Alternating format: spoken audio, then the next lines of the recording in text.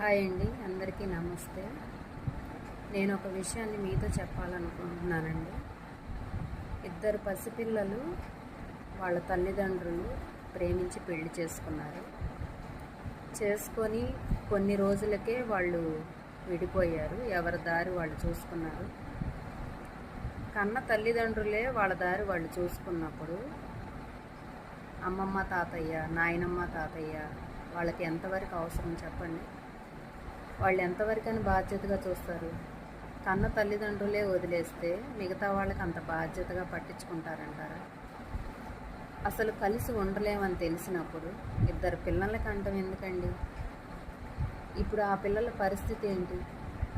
ఎవరి దారి వాళ్ళు చూసుకున్నారు. ఆ పిల్లల్ని చూసేది ఎవరు? వాళ్ళ భవిష్యత్తు ఏంటి? అలాంటప్పుడు ఎందుకండి కంటం పిల్లల్ని?